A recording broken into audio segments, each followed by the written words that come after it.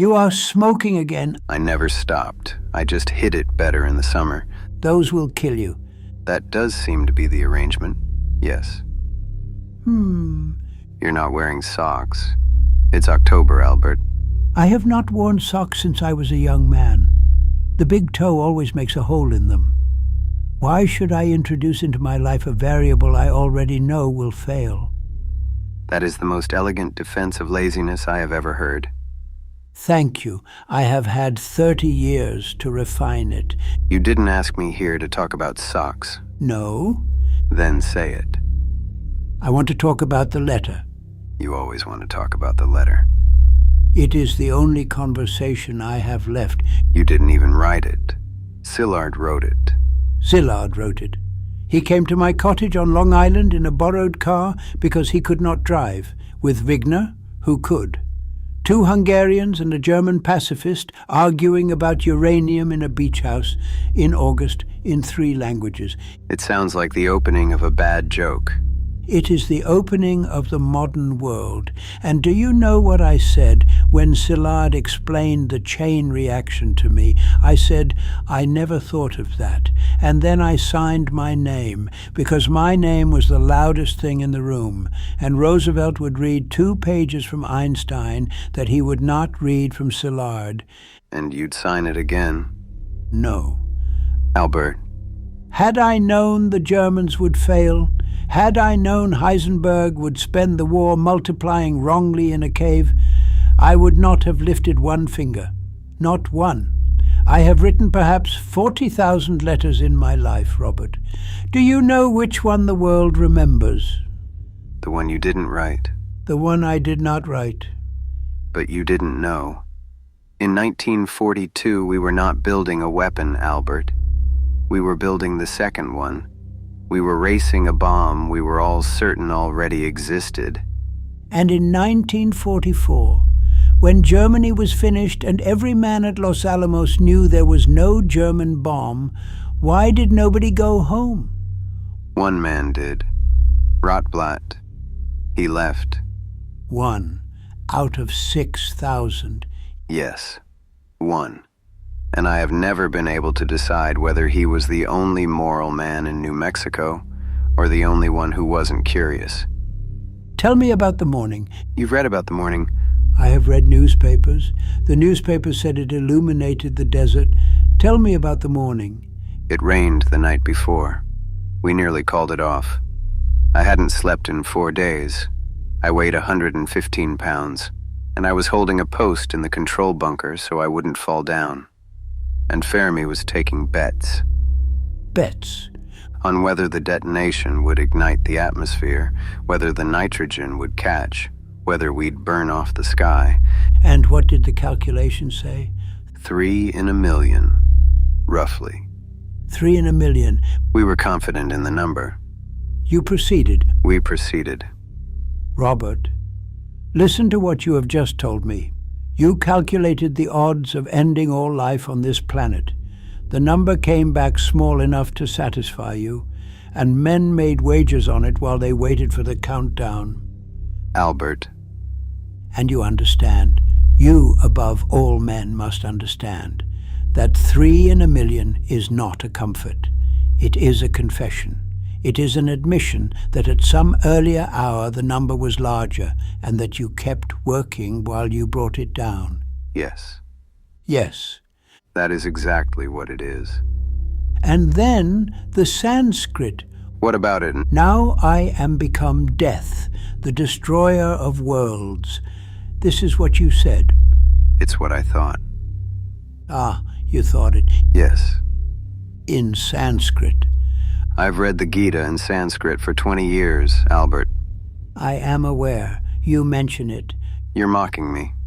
A little. Robert, it is a magnificent line.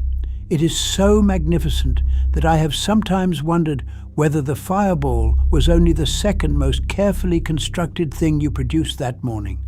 That's cruel. It is. I apologize. Don't. You may be right. Do you want to know what my brother says I actually said? Out loud? In the bunker? Tell me. It worked. That is the better line. It's a worse line. It is a worse line and a truer sentence. It worked. 2 words, and inside them is every man who has ever built anything. The joy comes first, Robert. That is the thing they will never forgive us for, not the bomb, the joy. Bainbridge understood. He turned to me and said, "Now we are all sons of bitches." That is the honest scripture. Now I want to ask you about the second one. Albert. Not Hiroshima.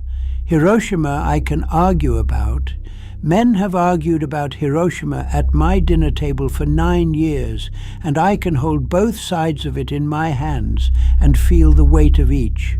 An invasion, 1,000,000 casualties, a war that would not end. Hiroshima is an argument. Nagasaki is a schedule. That isn't fair. 3 days, Robert. 3 days, not 3 weeks. Not long enough for a broken government with its telephone lines cut to understand what had happened to its own city. 3 days, and then a different design on a different city. You think I chose the date? I think nobody chose the date. I think the date was written on a piece of paper, and the paper moved, and every man who believed someone above him was deciding found out afterward that nobody was. Tell me I am wrong. Robert, tell me I am wrong. The order authorized additional bombs as made ready. That was the language. As made ready.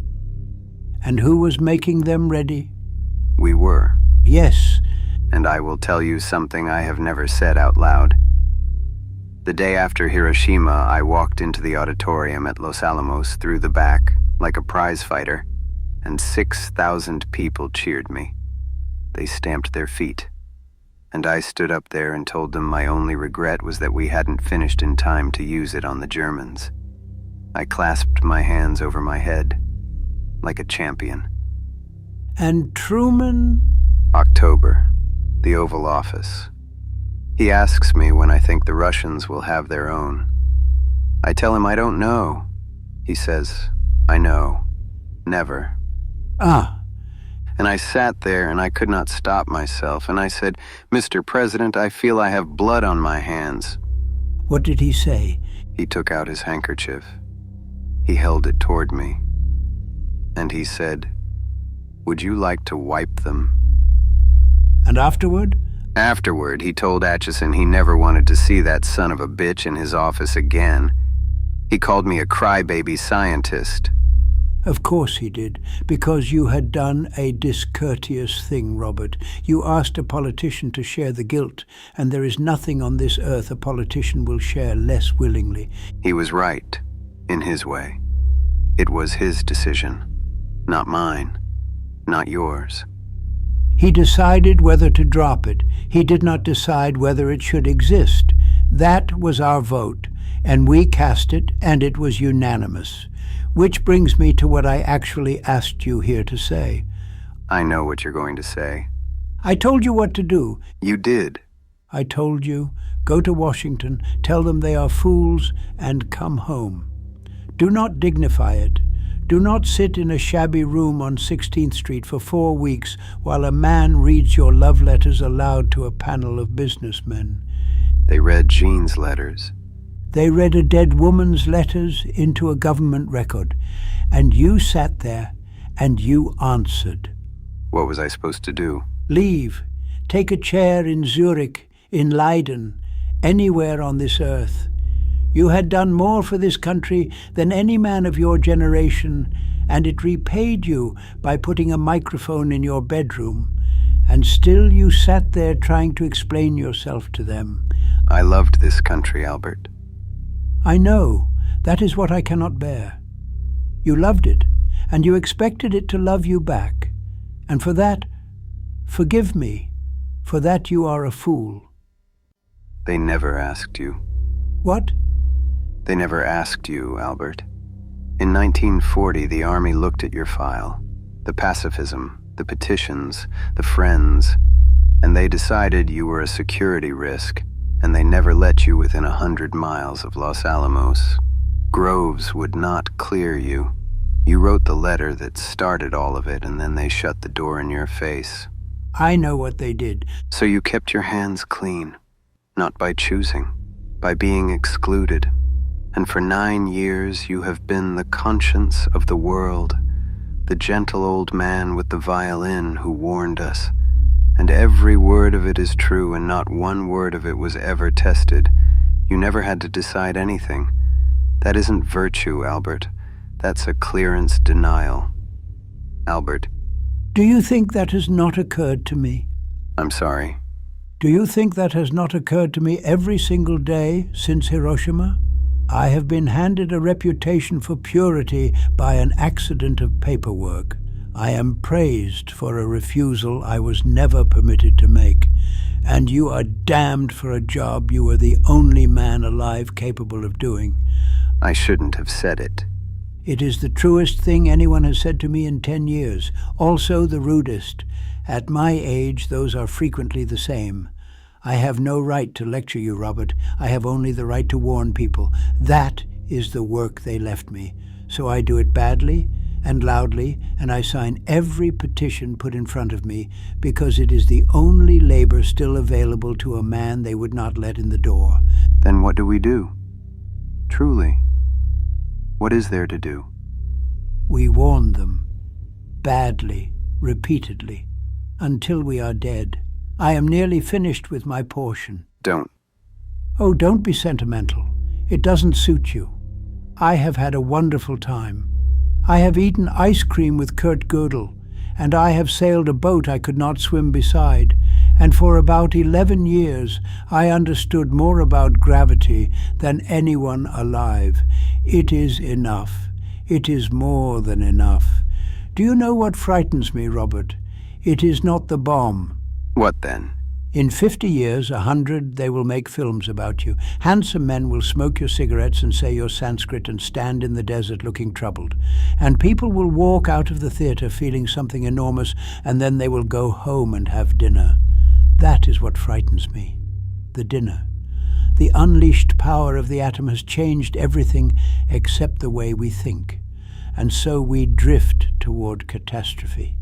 Not because we are wicked, because we are exactly what we were, holding something we are not.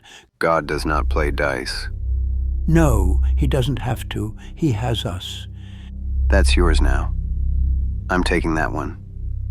They will use the other one. It photographs better. They'll put us in the same sentence, won't they? Forever.